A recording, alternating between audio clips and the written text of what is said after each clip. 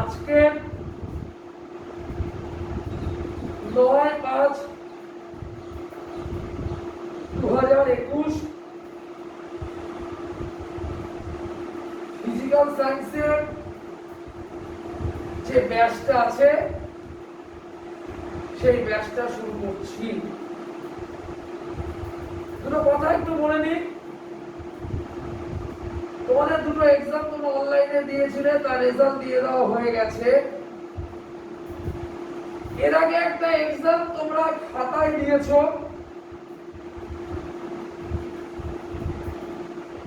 খাতাগুলো আজকে এবং কালকে মিলিয়ে আমি তোমাদের সব খাতা দেখে দেব এবং মঙ্গলবার এর রেজাল্ট তোমাদেরকে দিয়ে দেওয়া হবে, তাই কোনো সন্দেহ নেই। যেভাবে যে ব্যাচে ডেট দেওয়া হয়েছে গুগল মিটে অঙ্কের ক্ষেত্রে সে ব্যাচ সেভাবে চলবে এবং তার সাথে কালকে তোমাদেরকেও বলে দেওয়া হয়েছে কজন কজন করে কোন কোন ব্যাচে কে কে থাকবে, সেই জিনিসটা তোমরা সবাই দেখে নেবে। আশা করি বুঝতে পেরেছো। তো সেকেন্ড যেটা কথা সেটা হচ্ছে যে আজকে ফিজিক্যাল সায়েন্স ব্যাচের যে ব্যাপারটা, ফিজিক্যাল সায়েন্সটা আমাদের অনলাইনেই হবে। তোমরা প্রত্যেকে এটাকে ফলো করবে, ক্লাসটাকে ফলো করে সেই নোটগুলোকে তোমরা কপি করে দেবে, তাহলে সেক্ষেত্রে তোমাদের অনেকখানি সুবিধা হবে। যদি কপি করতে না পারো সেক্ষেত্রে কিন্তু তোমরা অনেকটা কিন্তু পিছিয়ে যাবে। এই কারণে পরপর ডে ওয়াইজ ডে যখন চলতে থাকবে তখন সেগুলো প্রবলেম হবে। এছাড়া লেখা আছে তোমাদেরকে দুটো বড় পরীক্ষার কথা বলা হয়েছিল, সেগুলোর প্রিপারেশন তোমরা নিতে থাকো। সেগুলো কিন্তু এখানেই হবে, যেগুলো দেওয়া আছে সেগুলো অনলাইনেই হবে এবং অনলাইনে হলে সেক্ষেত্রে কিন্তু তোমাদের অনেক বেশি সুবিধা হবে। অনলাইনে এক্সাম হবে এবং এক্সামের যে কোশ্চেন পেপার সেটা গ্রুপে চলে যাবে। তোমরা এক্সাম দিয়ে 3 ঘন্টার এক্সাম, তারপরে তোমরা সেটা সাবমিট করবে। আমি বিশেষ করে তোমাদের গার্জিয়ানদের উদ্দেশ্য বলছি, 2022 যারা মাধ্যমিকের ব্যাচ আছো তারা খুব ভালো করে পড়াশোনা করো, কেন 2022-এ কিন্তু একটা সম্ভাবনা থাকবে ভালো কিছু করার। সেক্ষেত্রে গার্জিয়ানদেরকে বলবে বা আমিও রিকোয়েস্ট করব এই সোশ্যাল নেটওয়ার্কিং এর মাধ্যমে যে আপনারা আপনাদের স্টুডেন্টরা বা আপনাদের ছেলেমেয়েরা যখন পরীক্ষাটা দেবে তখন তাদের খাতাগুলো একটু পাশে বসে দেখবে, যাতে তারা কোথাও থেকে কোনো কপি না করতে পারে। তাহলে সেক্ষেত্রে নাম্বার পাওয়ার পসিবিলিটি কিন্তু তোমাদের পাবে। তো এইভাবে আমরা এগোতে থাকবো। প্রত্যেকদিনই ক্লাস পাচ্ছ, কোনো সমস্যা নেই, রেগুলার ওয়াইজ ক্লাস চলবে। যদি পরিস্থিতি খুব ডিফিকাল্ট হয়ে যায় তখন আমরা আলাদা চিন্তা ভাবনা আমরা করব, সেটা পরিস্থিতির উপর নির্ভর করে। আমরা এখন আমাদের ক্লাসটা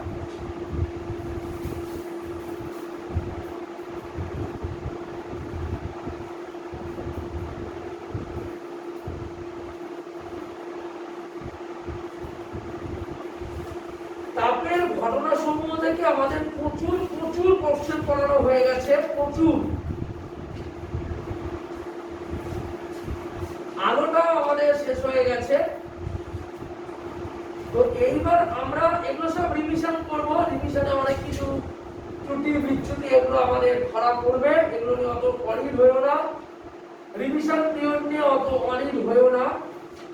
এরপরে যেটা আমরা চলে যাব সেটা আর কিছু না, সেটা এরপরে আমরা চলে যাব যে কোশ্চেনটাতে। সেই কোশ্চেনটা হচ্ছে খুব সুন্দর একটা কোশ্চেন,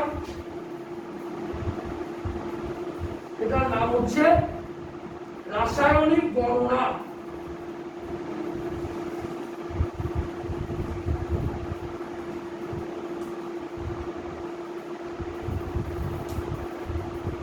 প্রথমে আমি সবাইকে বলবো ভরের নিত্যতা সূত্রটি লেখো। দেখো, ভরের নিত্যতা সূত্র, জড় পদার্থ অবিনশ্বর, জড় পদার্থকে সৃষ্টি বা ধ্বংস করা যায় না। বিভিন্ন ভৌত প্রক্রিয়ায় জড় পদার্থের অবস্থানান্তর ঘটে এবং রাসায়নিক বিক্রিয়ায় এক জড় পদার্থ অন্য জড় পদার্থে পরিণত হয়। বিক্রিয়ার আগে ও পরে মোট ভর অপরিবর্তিত থাকে। তাহলে কি বললাম? জড় পদার্থ অবিনশ্বর, জড় পদার্থকে সৃষ্টি বা ধ্বংস করা যায় না। বিভিন্ন ভৌত প্রক্রিয়ায় জড় পদার্থে অবস্থানান্তর ঘটে। রাসায়নিক বিক্রিয়ায় এক জড় পদার্থ অন্য জড় পদার্থে পরিণত হয়, কিন্তু বিক্রিয়ার আগে ও বিক্রিয়ার পরে মোট ভর অপরিবর্তিত থাকে। কি বললাম? জড় পদার্থ অবিনশ্বর, একে সৃষ্টি বা ধ্বংস করা যায় না। ভৌত প্রক্রিয়ায় জড় পদার্থের অবস্থানান্তর ঘটে। রাসায়নিক বিক্রিয়ায় এক জড় পদার্থ অন্য জড় পদার্থে পরিণত হয়, কিন্তু বিক্রিয়ার আগে ও বিক্রিয়ার পরে মোট ভর অপরিবর্তিত থাকে। এই মহাবিশ্বে মোট ভরের পরিমাণ ধ্রুবক। এই মহাবিশ্বে মোট ভরের পরিমাণ ধ্রুবক।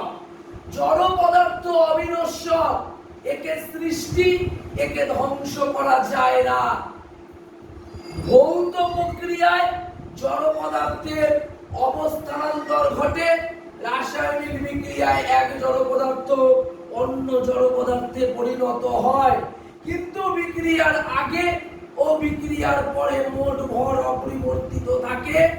এই মহাবিশ্বে মোট ভরের পরিমাণ ধ্রুবক। এই মহাবিশ্বে মোট ভরের পরিমাণ ধ্রুবক। ঠিক আছে?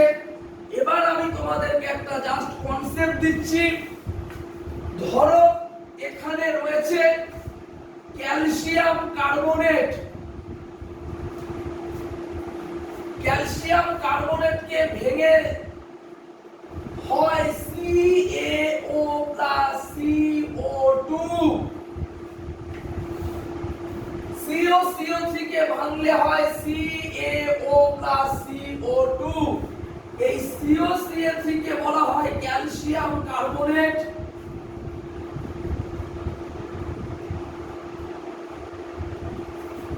CaO কে বলা হয় পোড়া চুন,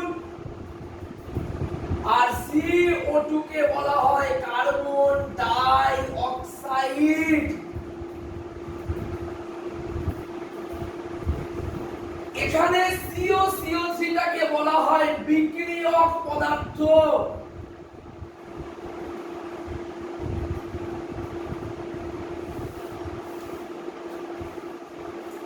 আর এই যে ব্যাপারটা বেরিয়েছে, এই ব্যাপারটাকে আমরা কি বলতে পারি? এটাকে আমরা বলতে পারি বিক্রিয়জাত পদার্থ। এই পদার্থটাকে আমরা বলতে পারি বিক্রিয়জাত পদার্থ। এটা নিয়ে যেন কোনো কনফিউশন না থাকে, এইটাকে বলা হয় বিক্রিয়জাত পদার্থ। এই ব্যাপারটা মনে রাখবে, এটাকে বলা হয় বিক্রিয়জাত পদার্থ। তার মানে কি? বিক্রিয়ক থেকে আমরা বিক্রিয়জাত পদার্থ পাই। বিক্রিয়ক থেকে আমরা বিক্রিয়জাত পদার্থ পাই। এবার ধরো কোনো একটা বিক্রিয়ায় দেখা যাচ্ছে যে বিক্রিয়াটা, সেখানে ধরো আমি একটা উদাহরণ দিচ্ছি, এখানে নাও রাখতে পারে, লাগেই না, কিন্তু আমি একটা উদাহরণ দিচ্ছি। ধরো এখানে আমাদের দেওয়া আছে PD বা PD, এর উপস্থিতিতে বিক্রিয়াটা হয়ে ধরো কিন্তু এটা উৎপন্ন হলো, কিন্তু এটা লাগে না, এটা প্ল্যাটিনাম বা প্লাম্বাম, যে জিনিসটা উৎপন্ন হয়ে CO প্লাস CO2 উৎপন্ন হলো। এই যে জিনিসটা দেওয়ার ফলে বিক্রিয়ার বেগ যদি বাড়ে অথবা কমে, কি বিক্রিয়া শেষে নিজের রাসায়নিক ধর্মের কোনো পরিবর্তন সাধিত হয় না, তাকে আমরা বলতে পারি অনুঘটক বা ক্যাটালিস্ট। অনুঘটক বা ক্যাটালিস্ট। বিক্রিয়ার আগে ও বিক্রিয়ার পরে দেখা যাচ্ছে আমাদের কিন্তু কোনো ধর্মের পরিবর্তন হচ্ছে না, শুধু বিক্রিয়ার বেগকে বাড়াচ্ছে অথবা বিক্রিয়ার বেগকে কমাচ্ছে। সেই ঘটনাটাকে আমরা বলি অনুঘটক। কিছু ধনাত্মক অনুঘটক আছে, কিছু ঋণাত্মক অনুঘটক আছে, সেগুলো আমরা পড়ার মধ্যে দিয়ে আস্তে আস্তে হাতে ক্যাপচার করে নিতে পারবো। এবার নেক্সট টপিক আশা করি ক্লিয়ার। জড় পদার্থ অবিনশ্বর, সৃষ্টি ধ্বংস করা যায় না, ভরের নিত্যতা সূত্র। ভৌত প্রক্রিয়ায় কেবলমাত্র অবস্থানান্তর ঘটে, রাসায়নিক প্রক্রিয়ায় এক জড় পদার্থ অন্য জড় পদার্থে পরিণত হয়। এই মহাবিশ্বের মোট ভরের পরিমাণ ধ্রুবক। ব্যাস, এনাফ ইজ এনাফ। ভরের নিত্যতা সূত্র, বিক্রিয় পদার্থ, বিক্রিয়জাত পদার্থ, এই হচ্ছে ব্যাপার। এইবার আমরা যেটাই আসতে চলেছি,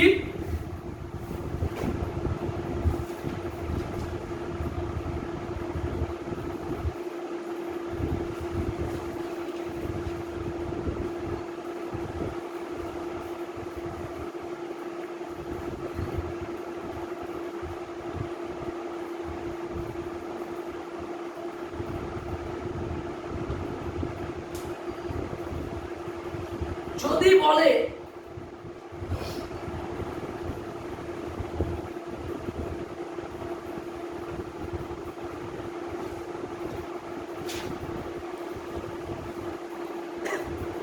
এসআই পদ্ধতিতে পদার্থের পরিমাণের একক কি?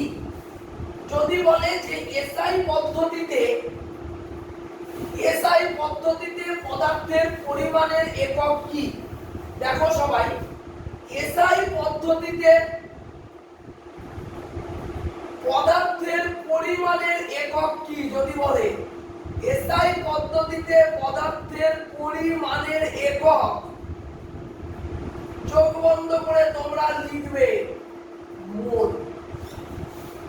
এসআই পদ্ধতিতে পদার্থের পরিমাণের যদি একক চায়, তোমরা চোখটা বন্ধ করে লিখবে মোল।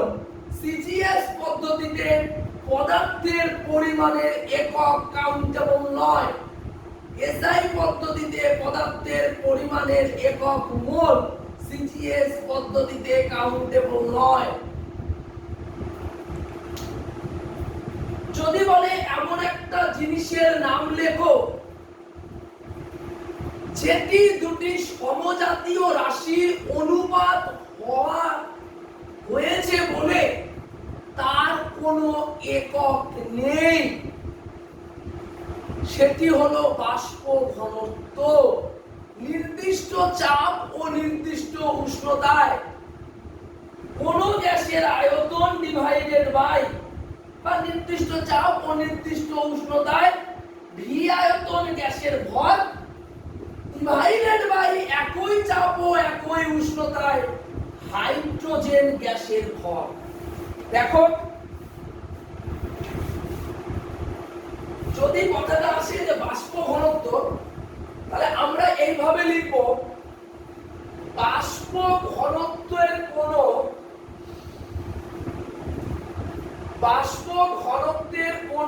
একক নেই। যদি বলে কার একক নেই, তাহলে লিখবো বাষ্প ঘনত্বের কোনো একক নেই। কেন? তাহলে লিখবো বাষ্প ঘনত্ব ইকুয়াল টু নির্দিষ্ট চাপ ও উষ্ণতায়, নির্দিষ্ট চাপ ও উষ্ণতায়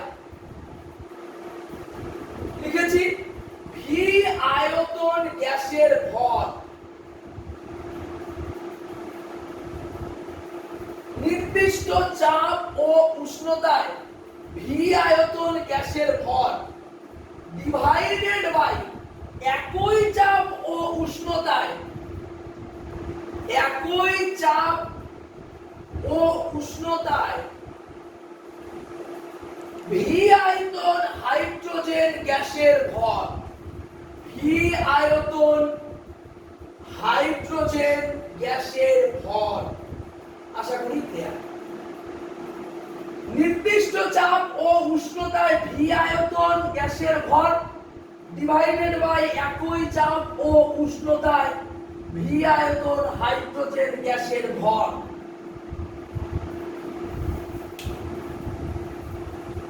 দুটি সমজাতীয় রাশির অনুপাত, দুটি সমজাতীয় রাশির অনুপাত, সুতরাং এর একক নেই, সুতরাং এর একক নেই। নির্দিষ্ট চাপ ও উষ্ণতায় ভি আয়তন গ্যাসের ভর ডিভাইডেড বাই একই চাপ ও একই উষ্ণতায় ভি আয়তন হাইড্রোজেন গ্যাসের ভর দুটি সমজাতীয় রাশির অনুপাত, সুতরাং এর কোনো একক নেই। অর্থাৎ একক বিহীন কোনো একটা রাশির নাম হলো বাষ্প ঘনত্ব।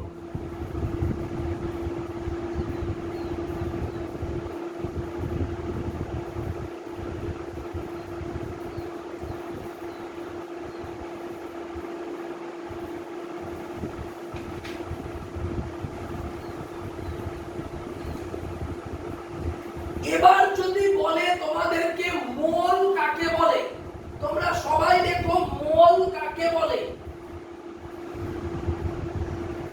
যে পরিমাণের কোন পদার্থের যে পরিমাণের মধ্যে কোন পদার্থের যে পরিমাণের মধ্যে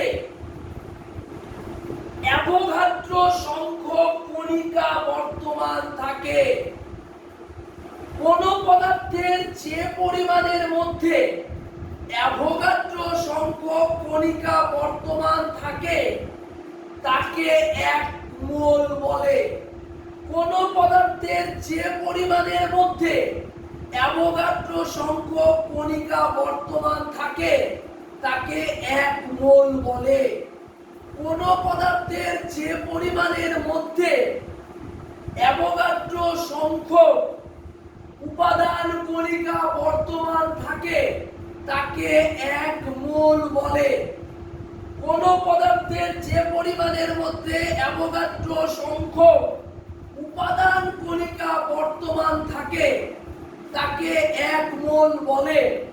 কোন পদার্থের যে পরিমাণের মধ্যে অ্যাভোগাড্রো সংখ্যক উপাদান কণিকা বর্তমান থাকে তাকে এক মোল বলে। তাহলে এসআই পদ্ধতিতে এখানে অ্যাভোগাড্রো সংখ্যক কণিকার উপাদান বর্তমানটাই মেন ফান্ডা, এই ফান্ডাটা চেঞ্জ হবে না। এসআই পদ্ধতিতে পদার্থের পরিমাণের একক কিন্তু মোল। তিনটে জিনিস হয়ে গেল। পার একক নেই বাষ্প ঘনত্বে, নির্দিষ্ট চাপ ও উষ্ণতায় ভি আয়তন গ্যাসের ভর, একই চাপ ও একই উষ্ণতায় নির্দিষ্ট আয়তন হাইড্রোজেন গ্যাসের ভর দুটি সমজাতীয় রাশির অনুপাত, ইহার কোনো একক নেই। তাহলে বাষ্প ঘনত্বের কোনো একক নেই। এইবার আমরা আসছি যে ফান্ডামেন্টাল পদার্থের পরিমাণের এসআই একক কি মোল। কোন পদার্থের যে পরিমাণের মধ্যে অ্যাভোগাড্রো সংখ্যক কণিকা বর্তমান থাকে তখন তাকে এক মোল বলে। এবার একটা সম্পর্কে আসছি, সম্পর্কটা খুব ইম্পর্টেন্ট। আণবিক গুরুত্ব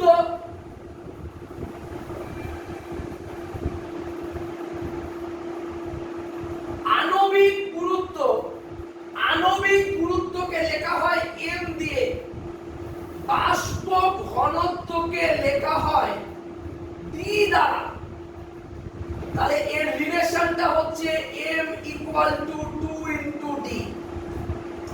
আমি বললাম কি আণবিক গুরুত্বকে লেখা হয় m দ্বারা, বড় হাতের m দ্বারা, আর বাষ্প ঘনত্বকে লেখা হয় বড় হাতের d দ্বারা। আণবিক গুরুত্ব m = 2 × বাষ্প ঘনত্ব। আণবিক গুরুত্ব m = 2 × বাষ্প ঘনত্ব। তাহলে m = আমরা কি লিখতে পারি 2 × d। আণবিক গুরুত্ব = 2 × বাষ্প ঘনত্ব। এসআই পদ্ধতিতে পদার্থের পরিমাণের একক কি? মোল। কোন পদার্থের যে পরিমাণের মধ্যে অ্যাভোগাড্রো সংখ্যক কণিকা বর্তমান থাকে তাকে 1 মোল বলা হয়। আণবিক গুরুত্বকে বড় হাতের M এবং বাষ্প ঘনত্বকে বড় হাতের D দ্বারা লেখা হয়। তাহলে M = 2 × D। CaCO3 কে ভাঙলে ক্যালসিয়াম অক্সাইড ও কার্বন ডাই অক্সাইড উৎপন্ন হয়। তাহলে ওইটা হচ্ছে বিক্রিয়ক এবং এটা হচ্ছে বিক্রিয়াজাত পদার্থ। কোন পদার্থে যে পরিমাণের মধ্যে অ্যাভোগাড্রো সংখ্যক কণিকা বর্তমান থাকে তাকে আমরা বলতে পারি 1 মোল। এসআই পদ্ধতিতে পদার্থের পরিমাণের একক হলো মোল।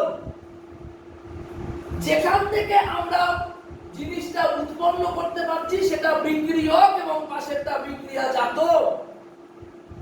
এসআই পদ্ধতিতে পদার্থের পরিমাণের একক কিন্তু আমরা বলতে পারি মোল। মোল। এই হচ্ছে আমাদের এইটুকুনকার ফান্ডামেন্টাল। আণবিক গুরুত্ব M = 2 × D। তাহলে M = 2D। এবার আসে বিজ্ঞানী হেবার পদ্ধতি কি? বিজ্ঞানী হেবার পদ্ধতি যদি বলে তাহলে আমরা এখান থেকে লিখব বিজ্ঞানী হেবার পদ্ধতি কি।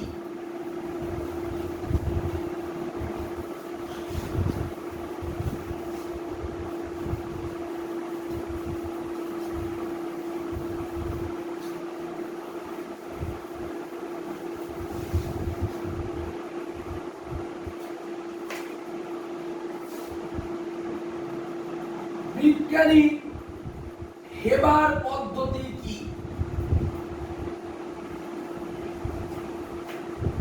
নাইট্রোজেনের সঙ্গে হাইড্রোজেনের বিক্রিয়ায় অ্যামোনিয়া উৎপন্ন হয়। কি বললাম? নাইট্রোজেনের সঙ্গে হাইড্রোজেনের বিক্রিয়ায় অ্যামোনিয়া উৎপন্ন হয়। N2 + H2 = NH3।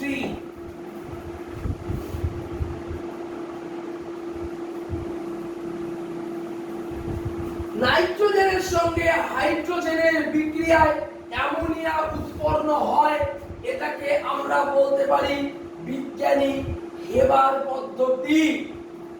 N2 + CH2 = 2NH3। N2 + CH2 = 2NH3। N2 এর সঙ্গে হাইড্রোজেনের বিক্রিয়ায় অ্যামোনিয়া উৎপন্ন হয়, এটাকে বিজ্ঞানী হেবার পদ্ধতি বলে।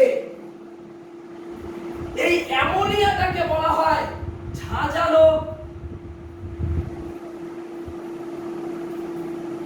গন্ধযুক্ত গ্যাস যা প্রস্রাবাগারে পাওয়া যায়।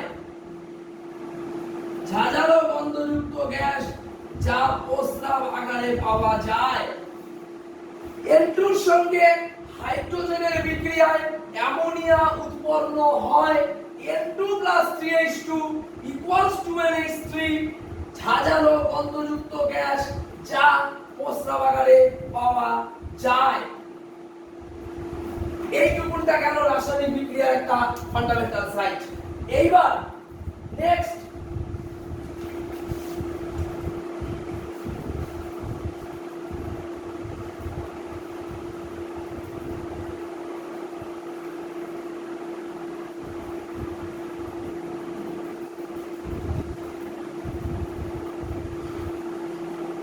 তোমরা সবাই দেখো, অত্যন্ত ইম্পর্টেন্ট প্রশ্ন, গ্রাম আণবিক ভর কাকে বলে?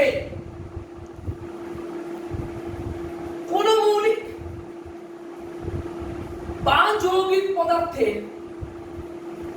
কোন মৌলিক বা যৌগিক পদার্থে আণবিক ভরকে গ্রাম এককে প্রকাশ করলে যত হয়। কোন মৌলিক বা যৌগিক পদার্থে আণবিক ভরকে গ্রাম এককে প্রকাশ করলে যত হয় তত গ্রাম ভরের পদার্থকে ওই পদার্থের গ্রাম আণবিক ভর বলে। কোন মৌলিক বা যৌগিক পদার্থে আণবিক ভরকে গ্রাম এককে প্রকাশ করলে যত গ্রাম হয় তত গ্রাম ভরের পদার্থকে ওই পদার্থের আণবিক ভর বলে। মাথা ঠান্ডা করে নাও, ব্যাপারটা ক্লিয়ার হয়ে যাবে।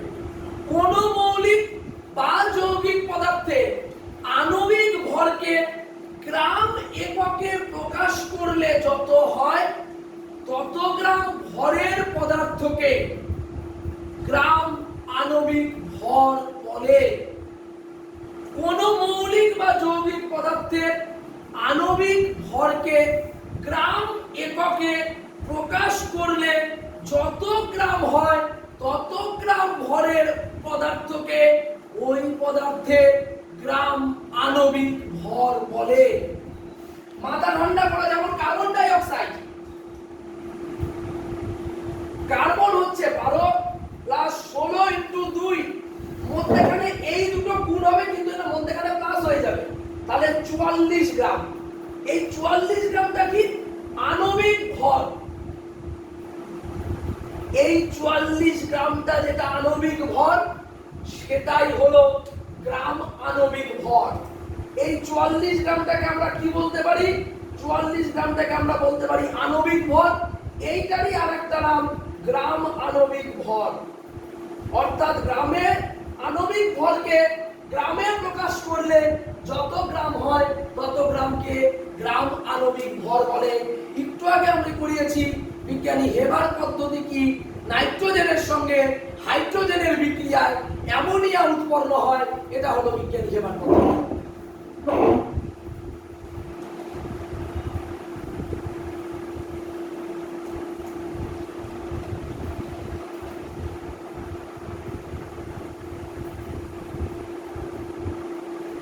এবার তোমরা লিখবে প্রমাণ ঘনত্ব কাকে বলে।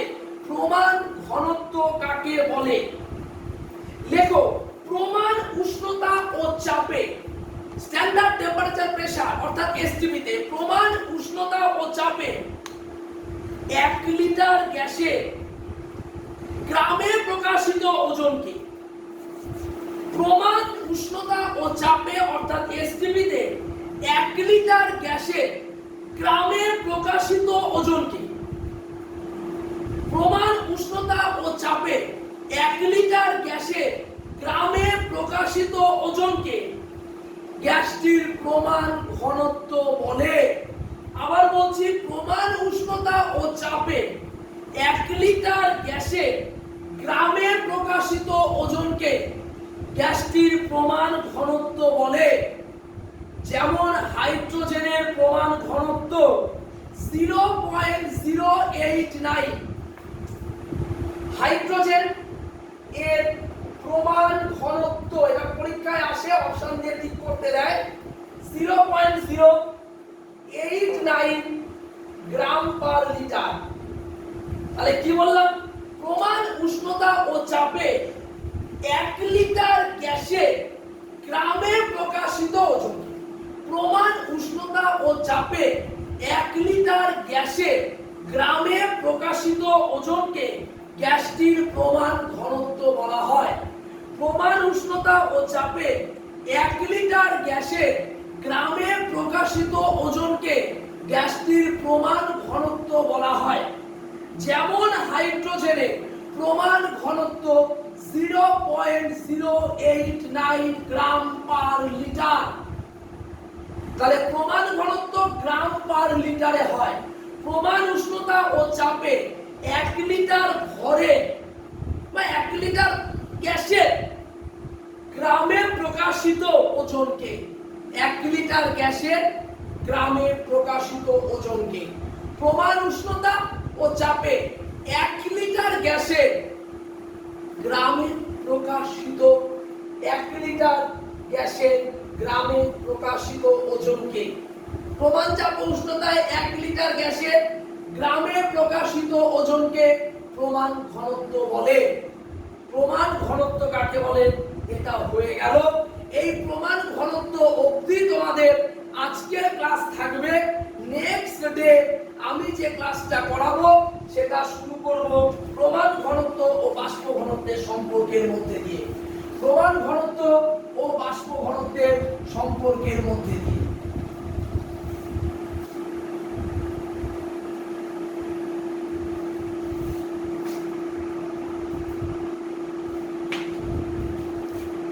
তোমরা ভিডিওটা প্রত্যেকে দেখবে এবং নোট ডাউন করবে।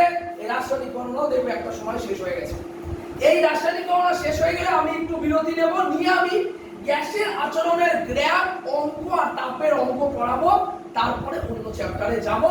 এই সিকোয়েন্সে চলবে, সিকোয়েন্স ব্রেক করা যাবে না। আমি লাস্টের কোশ্চেন আরেকবার বলে দিচ্ছি। প্রমাণ উষ্ণতা ও চাপে 1 লিটার গ্যাসের গ্রামে প্রকাশিত ওজনকে গ্যাসটির প্রমাণ ঘনত্ব বলে। হাইড্রোজেনের প্রমাণ ঘনত্ব 0.08 gram per litre. Thank you, that's all আজকের মতো। নেক্সট ক্লাস আগামী কাল গুগল মিটে দুপুর 3টে ফার্স্ট ব্যাচের ম্যাথ ক্লাস। 20 নাম্বার লেসনের যে কটা অঙ্ক বাকি আছে সেগুলো প্লাস 21 নাম্বার অধ্যায়ের একটা অঙ্ক আমাদের 21 আমাদের মধ্য সমানুপাত আছে। 23.1 আমরা কালকে করার চেষ্টা করব। I will try to my best. যদি না হয় তাহলে নেক্সট ডে কালকে 20 বাদ বাকি অঙ্কগুলো হচ্ছে। Good night, thank you.